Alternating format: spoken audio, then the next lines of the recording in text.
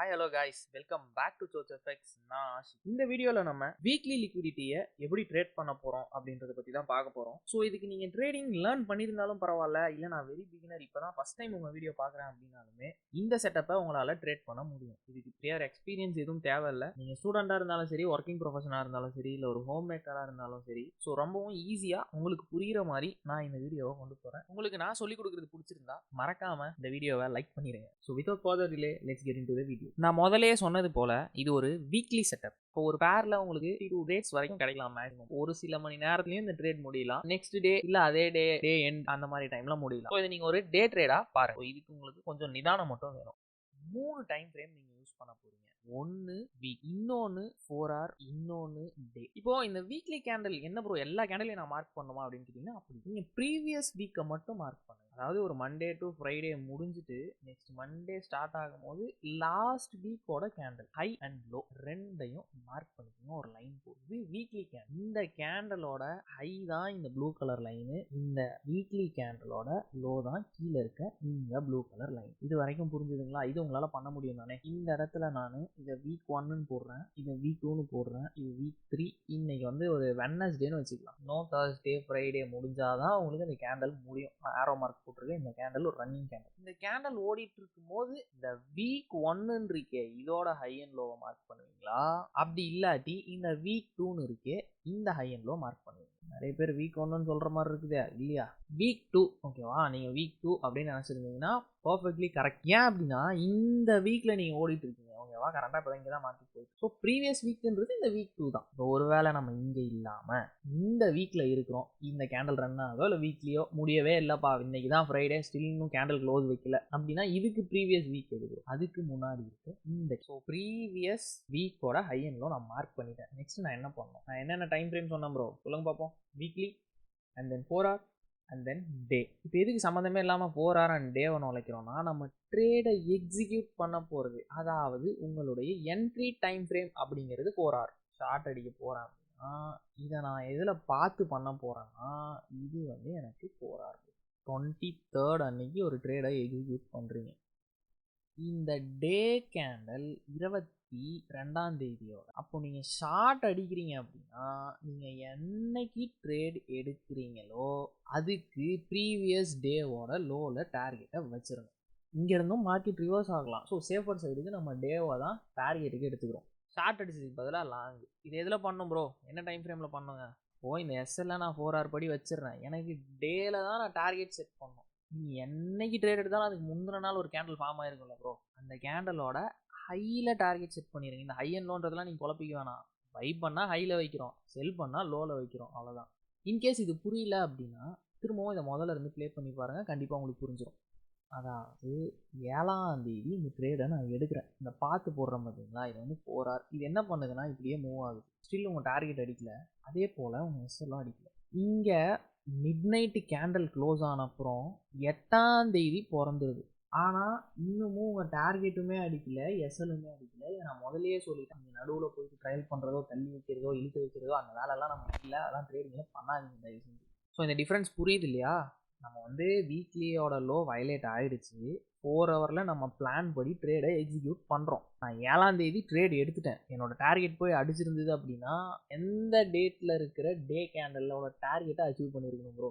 6ஆம் தேதி இருக்கிற ஹையை போய் டார்கெட் எடுத்துருக்கணும். அப்படி இல்லைன்னா கீழே வந்து எஸ்எல் அடிச்சிருக்கணும். இது ரெண்டுமே நடக்கும். 7ஆம் தேதி முடிஞ்சு போச்சு, 8ஆம் தேதி ஃபார்ம் ஆயிடுச்சு. 8ஆம் தேதியில் நீங்கள் இருக்கீங்க அப்படின்னா உங்கள் டார்கெட் எது? ட்ரேட் எங்கே ஓடிட்டு இருக்கோ அதுக்கு ப்ரீவியஸ் டேவோட ஹையார் லோ தான் டார்கெட். ஆமாம், கொஞ்ச நேரத்துக்கு முன்னாடி நான் தான் சொன்னேன், நீங்கள் ட்ரேட் எங்கே எடுத்தீங்களோ அதுக்கு ப்ரீவியஸ் டேன்னு. அது உங்களுக்கு புரியணுன்றதுக்காக சொன்னது. ஸோ ட்ரேட் ஓடிட்டு இருக்கு அப்படின்னா அதுக்கு ப்ரீவியஸ் டேவோட ஹையார் லோவை லாக் பண்ணுங்க, அங்கே ஒரு லைனை போடுங்க. அப்போது 7ஆம் தேதி மார்க்கெட் இங்கே தொடங்கி இவ்வளோ தூரம் போயிருக்கு அப்படின்னா 7ஆம் தேதியோட கேண்டல் எப்படி இருந்திருக்கும்? ஒரே கேண்டலாக இங்கேருந்து இது வரை இருந்திருக்கும். இதுதான் நமக்கு 7ஆம் தேதியோட ஹையும் 7ஆம் தேதியோட லோவும். ஸோ இங்கே குறையுமே தவிர கூடாது உங்களோட டார்கெட். ஓகேவா? அப்போ 7ஆம் தேதியில் நீங்கள் க்ளோஸ் பண்ணிக்கணும். நீங்கள் கரண்ட்டாக எங்கே ட்ரேட் ஓடுதோ அதுக்கு முன்னாடினால டார்கெட்டாக லாக் பண்ணுங்கள். இது போல் விக் மட்டும் வெளியே போயிட்டு வந்துருக்கணும், பாடி உள்ளே இருக்கணும். அவன் எக்ஸாக்ட் சேம் ப்ரைஸில் பாடி இருந்தாலும் பரவாயில்ல, ஆனால் பாடி உள்ளே இருக்கும். ஓகேங்களா, விக்கு மட்டும்தான் வெளியே போயிட்டு வந்துருக்கணும். இந்த எல்லோ எல்லாமே 4R. பிளாக்ல சிவப்பு கோட்டுக்கு லெஃப்ட் சைடில் இருக்கிறது வீக். அப்போ வீக்கோட ஹை எனக்கு 4Rல ஸ்வீப் ஆகணும். கரெக்டாக இந்த விக்கில் செல் பண்ணணும். எந்த கேண்டல் ஸ்வீப் ஆச்சோ அதுக்கு முன்னாடி எஸ்எல்லை வச்சுக்கோங்க. இது கூட நீங்கள் பஃபர் ஆட் பண்ணி வச்சுக்கோங்க. ஒரு 15 பிப்ஸ் 20 பிப்ஸ் பேருக்கு மாதிரி. ஓகேங்களா, ஸ்வீப் ஆகிற கேண்டலோட பிக்கில் என்ட்ரியை பிளேஸ் பண்ணுறீங்க. என்ட்ரி கிடைச்சாச்சு. அடுத்த கேண்டல் தான் லிமிட்டை ட்ரிகர் பண்ணும். ஓகேவா, அதில் எந்த டவுட்டும் வேணாம். இந்த கேண்டல் முடிஞ்ச அப்புறம் நீங்கள் லிமிட்டை பிளேஸ் பண்ணி விட்டுருங்க. கரெக்டாக எங்கே இருக்குமோ அதுக்கு முன்னாடி இருக்க ப்ரீவியஸ் வீக்கான இந்த கேண்டலில் ட்ரேட் இருக்குது. டார்கெட்டுக்கு நீங்கள் ஞாபகம் வச்சுக்கோங்க, ட்ரேடு ஓடுற தினத்துக்கு முந்தின தினம் டார்கெட் எது ப்ரோ, லோவா ஹையா? நான் செல் பண்ணியிருக்கிறேன். முன்னாடி நாளோட லோ இதுதான் டார்கெட்டோட லைன். இதை நான் எல்லோவாக போட்டுறேன். உங்களுக்கு எப்படி இருக்கும், இந்த எல்லோ லைனு இந்த 4 ஹவருக்குள்ள எங்கேயாச்சும் இப்படி இருக்கும். நான் எல்லாமே லைவ் மார்க்கெட்டில் உங்களுக்கு காமிக்கிறேன். அப்போ என்னோட டார்கெட் இதுதான். ஸோ ஃபஸ்ட்டு வீக்குக்கு வரீங்க, ஹை அண்ட் லோ மார்க் பண்ணுறீங்க, 4 ஹவருக்கு போகிறீங்க, மார்க்கெட் ஸ்வீப் ஆகணும். ஸ்வீப் ஆச்சுன்னா அதுக்கு அடுத்த கேண்டலில் என்ட்ரி பிளேஸ் பண்ணுற இடம் விக்கில். என்ட்ரியை பிளேஸ் பண்ணி முடிச்சுட்டு எனக்கு டார்கெட் எங்கன்னு தெரியணும். எஸ்எல்ல டவுட் இருக்கா? இல்லை, ஏன்னா ஸ்வீப் ஆன அந்த விக்கெட் மேலே வச்சுட்டு போகிறீங்க. அப்போ டார்கெட்டில் தான் டவுட்டு. டார்கெட் எங்கே வைக்க போகிறீங்க? இது ஓடிட்டு இருக்கு, இதுக்கு முன்னாடி நாள் இருக்க லோவில் வச்சுட்டேன். மினிமம் 1.5 RR வந்துச்சுன்னா அந்த ட்ரேடை எடுங்க. ஒரு சில சமயங்களில் என்ன ஆகும்னா நமக்கு இந்த எஸ்எல் பெருசாக போயிடும். அப்போ உங்களுக்கு 0.2 0.3 எல்லாம் கிடைக்கும். இந்த மாதிரிலாம் இருந்துச்சுன்னா இந்த என்ட்ரியை கீழே கொண்டு வந்தாவது நீங்கள் அந்த 1:1.5க்கு பிளான் பண்ணிடுங்க. கீழே எழுத்து வச்சுக்கோங்க என்ட்ரியை மட்டும். எஸ்எல்லை நகர்த்தக்கூடாது, டார்கெட்டை நகர்த்தக்கூடாது. என்ட்ரியோட அந்த பாயிண்ட்டை மட்டும் நகர்த்தி 1.5 பிளான் பண்ணிக்கோங்க. ஓகே, இது வந்து நம்மளோட AUD USD FXCMோட சார்ட். நான் உங்களுக்கு இதில் லைவ் சார்ட்டில் எக்ஸாம்பிள் காட்டிடுறேன். ஓகேவா, கேண்டல் எப்படி ஃபார்ம் ஆகுது, நம்ம எப்படி என்ட்ரி போக போகிறோம், அப்போ உங்களுக்கு ஈஸியாக புரியும். ஸோ இது வந்து இப்போ நான் வீக்லி டைம் ஃப்ரேமில் என்னோட சார்ட்டை வச்சுருக்கேன். எல்லா வீக்கோட ஹை அண்ட் லோவையும் நான் மார்க் பண்ணியிருக்கிறேன். ஸோ இப்போ இந்த இடத்துல மட்டும் நான் இதை ரெட் கலராக கொடுத்துருக்கேன், உங்களுக்கு டிஃப்ரென்ஸ் தெரியணுன்றதுக்காக. இது எல்லாமே ப்ளூ கலரில் இருக்குது, இதை மட்டும் நான் ரெட்டாக போட்டிருக்கேன். இது வந்து 3ஆம் தேதி இந்த கேண்டல் ஸ்டார்ட் ஆகி நமக்கு வந்து அந்த வீக் ஃப்ரைடே வரைக்கும் ஓடி இருக்கும். ஓகேவா, நான் வந்து இப்போ லோவர் டைம் ஃப்ரேம் மாற்றி காமிக்கிறேன் பாருங்கள். இது வீக்லியில் மண்டே 3ன்னு கீழே டேட் காமிக்குது. இப்போ நான் 4 ஹவர் போயிடுறேன். இந்த கேண்டல் கடைசியாக எப்போ ஸ்டாப் ஆகிருக்கு பாருங்கள், 7ஆம் தேதி வெள்ளிக்கிழமை ஸ்டாப் ஆகிருக்கு. அப்போது மண்டே ஸ்டார்ட் ஆகி ஃப்ரைடே வரைக்கும் ஓடி இருக்கு. அந்த 7 நாளை தான் நம்ம ஒரே கேண்டலாக வீக்லியில் பார்க்குறோம். இந்த வீக்லியோட ஹை அண்ட் லோவை நான் இங்கே ரெட் லைனாக போட்டு மார்க் பண்ணியிருக்கேன். ஹை எடுத்துருந்துச்சுன்னா நான் செல் பண்ணியிருப்பேன். பட் இங்கே ஃபஸ்ட்டு மார்க்கெட் லோவில் தான் நிற்கிது. ஸோ நான் வெயிட் பண்ணுறேன் என்ன நடக்கும் அப்படின்னு. இதை வேணால் நான் கொஞ்சம் ஓரமாக வச்சுருங்க. 4 ஹவரில் நீங்கள் பாருங்கள், உங்களுக்கு 4 ஹவரோட கேண்டில் கண்டிப்பாக ஸ்வீப் ஆகிருக்கணும். அப்போ நான் ஒரே ஒரு கேண்டலை மட்டும் ரன் பண்ணுறேன். நீங்கள் பாருங்கள், இது ஃப்ரைடே, கீழே நீங்கள் டேட் பார்த்துக்கலாம். ஓகே, ஒரு கேண்டலாக ரன் பண்ணுறேன். இந்த டோஜி கேண்டல் உங்களுக்கு எப்போ வந்துருக்கு பாருங்க, மண்டே, அதாவது போன வெள்ளிக்கிழமையோட லோவை திங்கக்கிழமை அவன் ஸ்வீப் பண்ணுறான் ஒரு டோஜி போட்டு. இது போல் ஸ்வீப் ஆயிடுச்சுன்னா, ஸ்வீப்ன்றதே விக்கு மட்டும் உங்கள் லோவை போய் தூக்கியிருக்கோம். இது நடந்தால் லாங் போங்க. எங்கே போகிறீங்கன்னா இந்த ஸ்வீப்பான விக்கோட அந்த இனிஷியல் பாயிண்டில் வச்சுருங்க என்ட்ரியை. எஸ்எல்ஐ இதுக்கு கீழே அந்த 15 விப்பு சேர்த்து வச்சுக்கோங்க. 45 60 விப்பு நான் வைக்கிறேன், நீங்கள் 65 கூட வச்சுக்கோங்க. ஓகேவா, இப்போ இன்னைக்கு தான் ட்ரேடு ட்ரிகர் ஆக போகுது. மண்டே தான் ட்ரிகர் ஆகுது அப்படின்னா ஃப்ரைடேவோட ஹையில் தான் நம்ம வைக்கணும். கரெக்டாக ட்ரேடு எங்கே ஓடிட்டு இருக்கோ அதுக்கு முன்னாடி நாள் ஹை. அப்போ நான் டேக்கு என்னோட சார்ட்டை மாற்றிக்கிறேன். இது மண்டே இப்போ ஓடிட்டு இருக்க டே. அப்போ ஃப்ரைடேவோட ஹையில் தான் நான் ஃபஸ்ட்டு வைக்கணும். அப்போ ஃப்ரைடேவோட ஹைன்றது இந்த இடத்துல இருக்குது, க்ரீனாக போட்டிருக்கேன். ஓகேங்களா, இவ்வளோ தூரம் மார்க்கெட் வரணும். பட் 4 ஹவரில் என்ன நடக்குதுன்னு பார்ப்போம். ப்ளே பண்ணுறேன். மண்டே முடிஞ்சு டியூஸ்டே ஸ்டார்ட் ஆகுதுன்னா உங்களோட என்ட்ரி எங்கே ப்ரோ? நம்ம கரண்ட் டேவா டியூஸ்டேல தான் இருப்போம். அப்போ நம்மளோட டார்கெட் அதுக்கு முன்னாடி நாள். அப்போ அதுக்கு முன்னாடி நாள்ன்றது என்னைக்கு வரும்? மண்டே. நீ பாருங்க, இந்த ஒயிட் கலர் கேண்டல் மண்டேவோட கேண்டலா, இதுக்கு மேலே டார்கெட்டை செட் பண்ணிடணும். அதாவது இங்கே நம்ம இவ்வளோ தூரம் இழுத்து வச்சுருந்த டார்கெட்டை சுருக்கி இப்போ இங்கே வைக்கணும். கீழே பார்த்துக்கோங்க, டேட்டு மந்த்து. Tuesday 11 June 24. அப்போ டியூஸ்டே மண்டேவோட டார்கெட் அச்சீவ் ஆகுது. ஆக்சுவல் டார்கெட் ஃப்ரைடே தான், பட் நமக்கு அதே நாளில் டார்கெட் முடிஞ்சிருக்கணும். அது முடியாத பட்சத்தில் நான் உங்களுக்கு ஏற்கனவே காமிச்சது போல் நீங்கள் அந்த டார்கெட்டை மட்டும் மாற்றி வச்சுக்கிறீங்க. இங்கே அரௌண்ட் உங்களுக்கு ஒரு 4.9 கிட்ட புக் ஆகிருக்கு. இதில் நீங்கள் ஏதாவது கஷ்டப்பட்டீங்களா? இல்லை. ஸ்வீப் ஆச்சு, ஸ்வீப் ஆன அடுத்த கேண்டலில் என்ட்ரி, டார்கெட்டை மேலே வைக்கிறீங்க. அடுத்த நாளும் ட்ரேட் முடியாமல் இருக்கிறதுனால அந்த டார்கெட்டை மட்டும் ஷிஃப்ட் பண்ணிடுறீங்க. இது வந்து அந்த காம்ப்ளிகேட்டட் ஏரியா, அந்த டார்கெட்டை மாற்றுற ஏரியா. நான் டார்கெட்டெல்லாம் மாற்றலப்பா, டேரெக்டாக முடியுதுன்னா இங்கே பாருங்கள், இதை நான் இந்த கேண்டில் அப்படியே ப்ளே பண்ணுறேன். இங்கே பிரேக் பண்ணிட்டான். நான் என்ன சொல்லியிருக்கேன்னா, இந்த மாதிரி பிரேக் பண்ணிட்டான்னா அந்த ட்ரேடை நீங்கள் எடுக்க வேண்டாம்.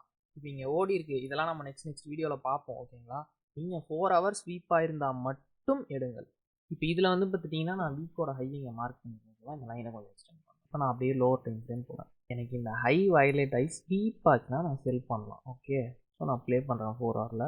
எனக்கு பார்த்தீங்கன்னா இந்த இடத்துல மார்க்கெட் ஸ்வீப் பண்ணிட்டான், அதே போல் கீழேயும் போகிறான். நான் இது ஸ்வீப் ஆனதுமே என்ன பண்ணியிருப்பேன்னா இந்த இடத்துல ஷார்ட் எடுத்துருக்கேன். எஸ்எல்லை மேலே வச்சுக்கிறேன். நான் டேக்கு மாத்திரேன், டார்கெட்டை செட் பண்ணோம். இதுதான் டியூஸ்டேவோட லோ. உங்களுக்கு புரியணுன்றதுக்காக இதை நான் வந்து ஒரு பிளாக் லைனாக போடுறேன். இதுதான் ஆக்சுவல் டார்கெட். இந்த லைனை வந்து தொட்டுருச்சுன்னா நம்ம டார்கெட் அச்சீவ் ஆகும். பட் மார்க்கெட் என்ன பண்ணிருச்சு, நேராக போய் எஸ்எல்லை தூக்கிட்டான். எஸ்எல்லே வராமலாம் செட்டப்பே கிடையாது. அப்படி யார் சொன்னாலும் நம்பாதீங்க. உங்கள் எஸ்எல்லை மறுபடியும் ஸ்வீப் பண்ணால் இன்னும் ஒரு ட்ரேடு எடுங்க அப்படின்னு நான் சொல்லியிருந்தேன். இப்போ அடுத்து நம்ம இங்கே ஒரு ஷார்ட் போகிறோம். இதுக்கு மேலே எஸ்எல் மறுபடியும் டேக்கு வரேன். வியாழக்கிழமை ஸ்வீப் ஆச்சு. புதன்கிழமையோட லோ தான் என்னோட டார்கெட். இந்த பிளாக் லைனை நான் அப்படியே ஸ்விப் பண்ணி வச்சிடறேன். இந்த இடம் தான் என்னோட டார்கெட். கரெக்டுங்களா? இந்த பிளாக் லைனை வந்து மார்க்கெட் ரீச் ஆயிடுச்சுன்னா நம்ம டார்கெட். பட் என்னைக்குள்ளே அச்சீவ் ஆகணும்? வியாழக்கிழமையே இந்த டார்கெட்டை கொடுத்துட்டோம்னா பரவாயில்ல.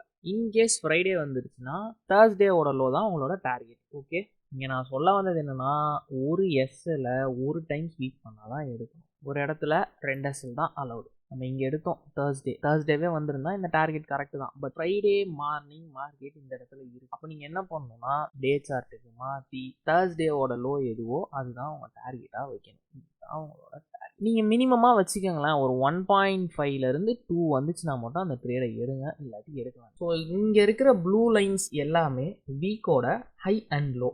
ஓகே, நமக்கு ஃபர்ஸ்ட் ட்ரேட் வந்து பார்த்தீங்கன்னா ஜனவரி 30th அன்னைக்கு தான் நமக்கு கிடைக்குது. இது அதுக்கு முன்னாடி இருக்க வீக், அதாவது ஜனவரி 22லேருந்து 26 அந்த வாரத்தோட ஹையை ஜனவரி 30 ஸ்வீப் பண்ணுறான். இந்த வீக்கில் நீங்கள் என்ட்ரியை பிளேஸ் பண்ணிட்டு மேலே எஸ்எல் வச்சுக்கிறீங்க. டார்கெட் அப்சல்யூட்லி முன்னாடி நாள் தான் நம்ம வைக்கணும். இதை மார்க்கெட் எடுக்காம நெக்ஸ்ட் டே 31 வந்துருது. அப்போ நீங்கள் என்ன பண்ணணும், ட்ரேட் என்னைக்கு ஓடிட்டு இருக்கோ அதுக்கு முன்னாடி நாள் தான் நமக்கு டார்கெட். ஸோ 31 லோவை எப்போ அச்சீவ் பண்ணுதோ அப்போ நீங்கள் இந்த ட்ரேடை க்ளோஸ் பண்ணிடணும். ஸோ அந்த மாதிரி க்ளோஸ் பண்ணி இங்க உங்களுக்கு 3.45 RR கிடைச்சிருக்கும். இது நமக்கு கிடைச்சிருக்க முதல் ட்ரேட். அதுக்கு அடுத்து ஜனவரி அந்த ட்ரேடுக்கு அப்புறம் பிப்ரவரி 1 அன்னைக்கு அதுக்கு முன்னாடி இருக்கிற வீக்கோட லோ ஸ்வீப் ஆகுது. நம்ம என்ட்ரியை பிளேஸ் பண்றோம். பட் அந்த என்ட்ரி உங்களுக்கு எஸ்எல் ஆயிடுது. நான் ஏற்கனவே சொல்லியிருக்கேன், எஸ்எல் ஸ்வீப் பண்ணுச்சுன்னா நீங்க ஒரு என்ட்ரி போடுங்க அப்படின்ட்டு. மறுபடியும் நான் இங்கே ஒரு ட்ரேடை பிளேஸ் பண்ணுறேன். இது எனக்கு 4.59 கொடுத்துருக்கு. ஸோ நான் உங்களுக்கு மறுபடியும் சொல்கிறேன், உங்களோட டார்கெட் ட்ரேட் எப்போ ரன் ஆகிட்டு இருக்கோ அதுக்கு இருக்கு. அதுக்கு முன்னாடி நாளோட ஹை ஆர் லோ தான். அப்போ இங்கே எனக்கு 2ஆம் தேதி வந்துருச்சு. ஸோ நான் 1ஆம் தேதியோட ஹையை டார்கெட்டாக வச்சுட்டு இந்த இடத்துல நான் எக்ஸிட் ஆயிருப்பேன். எனக்கு இந்த இடத்துல